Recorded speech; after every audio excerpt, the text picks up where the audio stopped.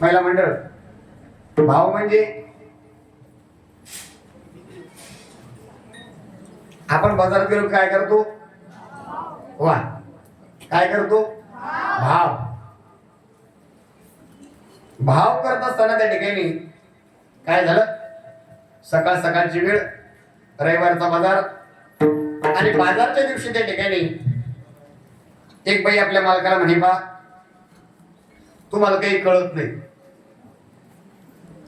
काय म्हणे बाई तू म्हणता का हे सर्वांचं वाक्य पाठ तुम्हाला काही कळत नाही बाजारात गेले की भाव करायचा काय करायचा भाव करायचा बरं काही हरकत नाही आता उन्हाळा संपला निरोप लागणार आणि शेतकरी राजा म्हटला की मग त्या ठिकाणी पेरणीची तयारी करतो बाई सांगितले बा रविवारच्या बाजारात जा आणि बाजारातून आपल्या दोघांना पावसाळ्याकरता 2 छत्र्या घेऊन या काय घेऊन या छत्र्या घेऊन या बाईने सांगितलं मालकाने ऐकलं बिचारा प्रामाणिक होता पैसे घेतले आणि रविवारच्या बाजारात तो गेला ऐका महाराज काही लोक कमवण्याकरता बसलेले आहे आणि काही लोक जगण्याकरता बसलेले वाक्य कळतं ना काही लोक कमवण्याकरता बसले आणि काही लोक जगण्याकरता बसले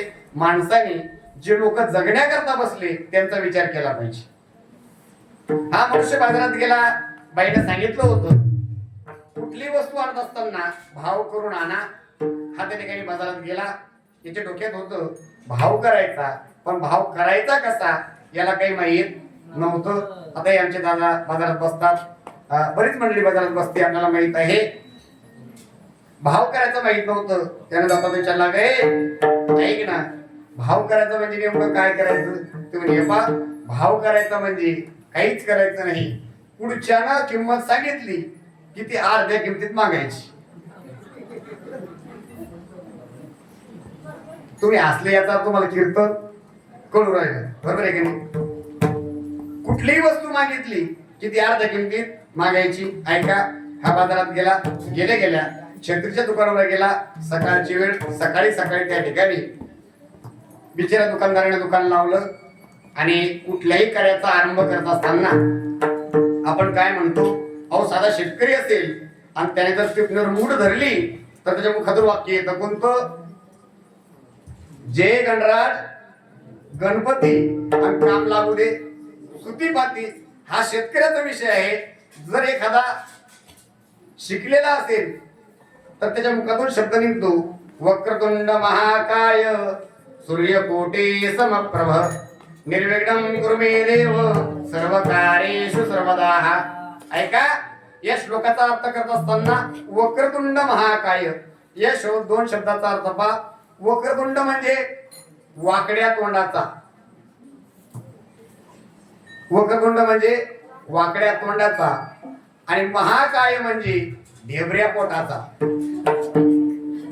ढेबऱ्या पोटाचा तू माझ्याकडे नका पाहू मी नेहमी सांगतो ऐका पखवाद्या बोटात म्हणणारा ओठात पखवाद्या बोटात म्हणणारा बरोबर आहे पोरो पखवाद्या बोटात म्हणणारा पोटात आणि कीर्तनकार पोटात विठाल विठाल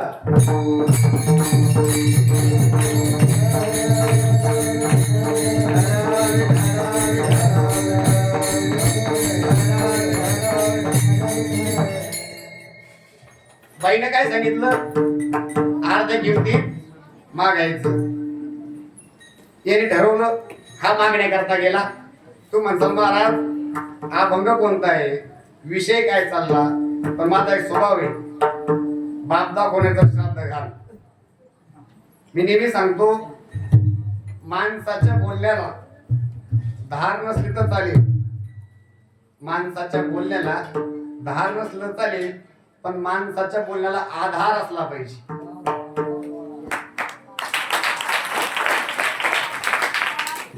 लय उशिरा वाजल्या आज जास्त झाले काय विढाल विढाल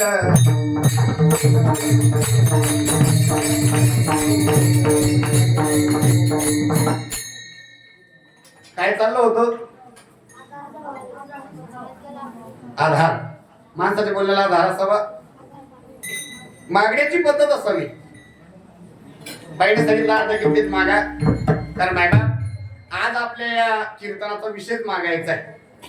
वारकरी संप्रदायामध्ये आपण भगवंताची जी 10 दिवस सेवा केली, कोणी काकडा केला असेल, कोणी हरिपाठ केला असेल, कोणी पावल्या खेळल्या असेल, कोणी या ठिकाणी येऊन झाडलं असेल, कोणी या ठिकाणी स्वयंपाक बनवला असेल, कोणी अन्नदान केलं असेल, कोणी त्या ठिकाणी हा कार्यक्रमाकरता काहीतरी दान दिलं असेल, तन मन धन सर्वांगाने ज्या ठिकाणी भगवान भोलेनाथाची आपण सेवा केली आणि सेवा केल्यानंतर त्या ठिकाणी मेवा भेटत असतो.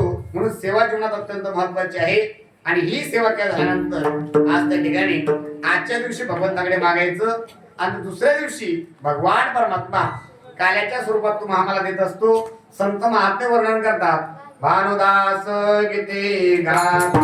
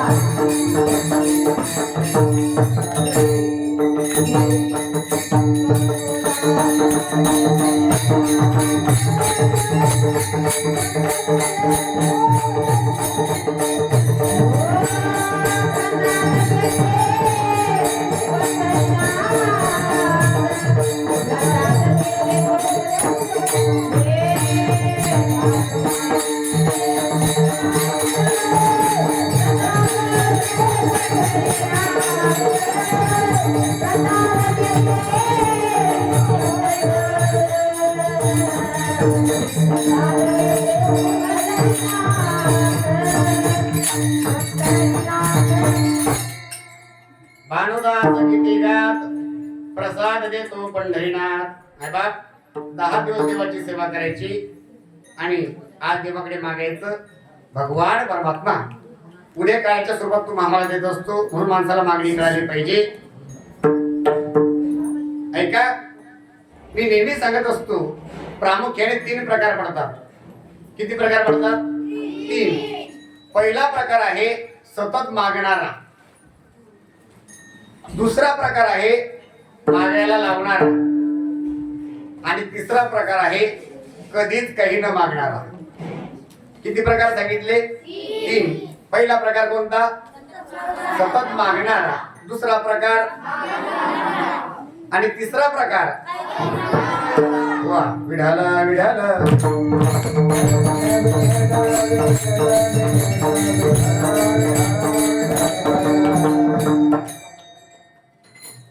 3 प्रकार प्रामुख्याने पडतात.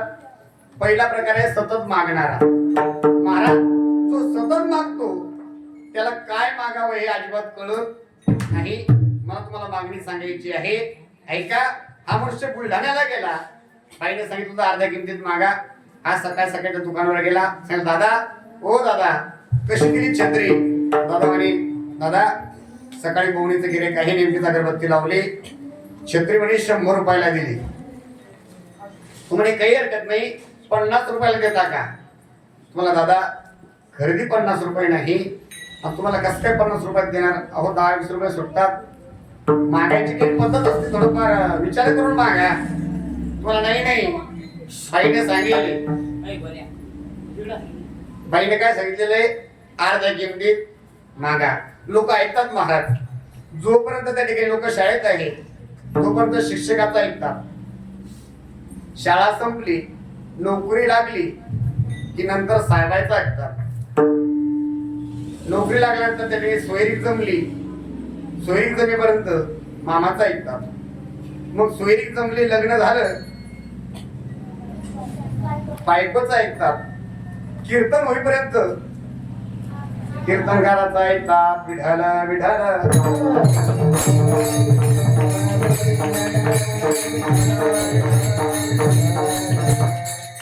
ऐकावंच लागतं. ऐकल्याशिवाय पर्याय नाही. मी नेहमी सांगतो, चावल्याशिवाय कळत नाही आणि ऐकल्याशिवाय कळत नाही. म्हणून माणसानं ऐकलं पाहिजे. पण कुणाचं ऐकावं याचंही भान असावं. असो, त्या ठिकाणी अर्ध्या किमतीत वस्तू मागितली, सांगितलं 50 रुपयात द्या. बिचारा सकाळची वेळ होती. तुम्हाला दादा सकाळचं जर बहुणीचं गेले वापस गेलं तर अख्खा दिवस खराब जाईल. असं करा, तुमचा मान ठेवतो, 50 रुपयात घ्या. तो म्हणला 25 रुपयात द्या. बाईने काय सांगितलं होतं, अर्ध्या किमतीत मागायचं. मला दादा का मस्करी करता गरीबाची, 25 रुपयात द्या. अहो मला परवडत नाही, पण बहुणीचं गिऱ्हाईक आहे म्हणून त्या ठिकाणी काही हरकत नाही, 25 रुपयात घ्या. आम्हाला 12.5 रुपयात द्या. अर्ध मागायचं. शेवटी महाराज विकणारा कासावीस झाला. तुम्हाला दादा, हो दादा सकाळी बहुणीचा टाइम आहे, विनाकारण तुमचाही वेळ खराब करू नका, माझाही वेळ खराब करू नका, ऐका तसंच घेऊन जा. तो म्हणला मग 2 द्या. मागण्याची पद्धत कळायला पाहिजे. आणि महाराज जो सतत मागतो त्याला मागण्याची अक्कल नाही. महाराज सतत मागत राहतो त्याला मागण्याची अजिबात अक्कल नाही. आणि तो जर कोण असेल तर त्याचं नाव आहे जीव. काय आहे? जीव. सतत मागतो त्याचं नाव काय आहे? जीव. ऐका मायबाप, जगाचा मालक ब्रह्मांडाचा नायक भगवान परमात्मा, त्याने तुम्हाला एवढं दान दिलं तरी सुद्धा परमात्मा मागतो. महाराज काय दान दिलं? जेने हा जीव दिला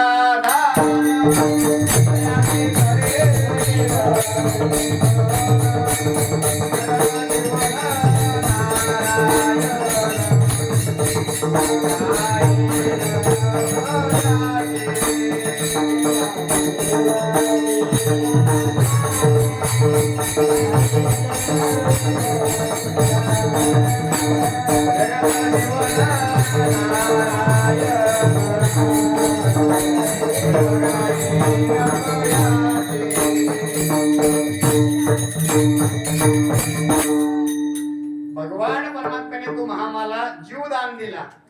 जिने हा जीव दिला दान तयाचे करील चिंतन, जगत जीवन नारायण गुण गायन तयाचे.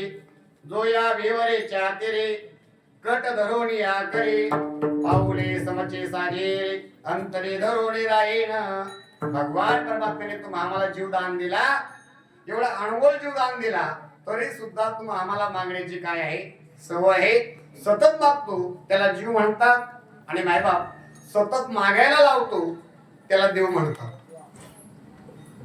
सतत मागायला लावतो आणि मायबाप सतत मागतो तो जीव, मागायला लावतो तो देव. पण यापेक्षा एक तिसरा वर्ग आहे. तो वर्ग महाराज एवढा निरपेक्ष आहे की त्या ठिकाणी जगत असताना कधीही कुणापुढे हात पसरत नाही. 7 पिढीची परंपरा भगवान पंढरीनाथाची वारी केली आणि महाराज एवढं पुण्य भगवान परमात्म्यावर त्या ठिकाणी झालं की त्या पुण्याचं ओझं पांडुरंगाला झालं. नेहमी तुकोबरायांनी भगवंता समोर जावं, दोन्ही हात जोडावे आणि जगाच्या मालकाने खाली पाहावं. का? कारण सेवेचं एवढं ऋण झालं होतं की त्या ठिकाणी देवाला वर पाहता येत नव्हतं. ऐका, तुकोबरायांनी जावं, नतमस्तक व्हावं आणि देवाने खाली पाहावं. महाराज काय देऊ सांगा झाला मज भार, संतापुढे देव झाला से उदार. भगवान परमात्मा संतापुढे उदार होतो आणि त्या ठिकाणी मागा मागा असं म्हणतो. पण महाराज संत देवाकडे कधीही काही मागत नाही. का? कारण त्यांची परंपरा आहे, काही मागणे आम्हानोचित, काही मागणे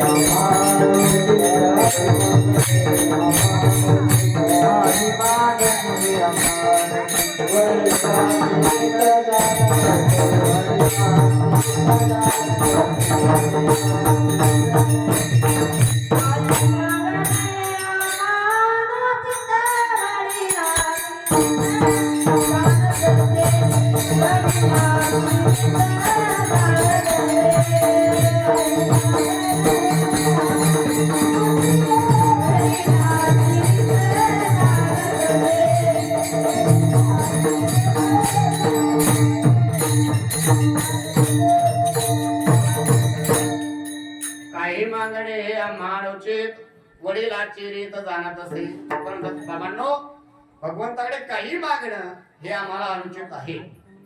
आता अनुचित काय आणि उचित काय हा फरक कळणं फार महत्वाचं आहे का. आता 14 जानेवारीला एक सण आपण आनंदाने साजरा करतो.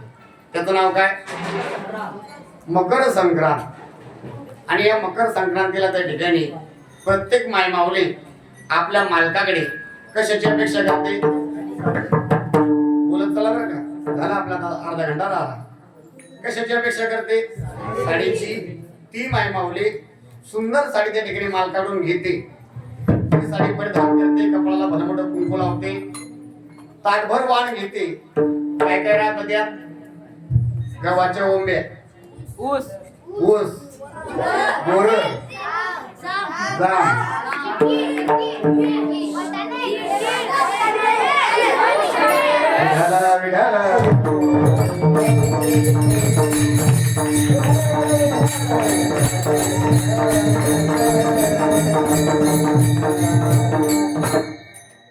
कशा करता विचार वाटतंय? झोपलेली पाहिजे म्हणून.